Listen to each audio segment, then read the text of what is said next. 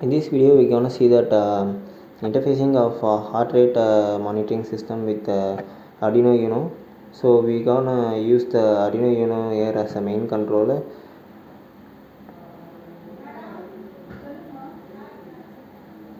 and we are going to compile this entire code and going to upload this code to the controller.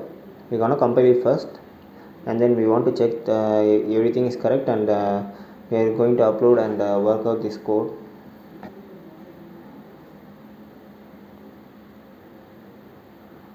You may see the output there.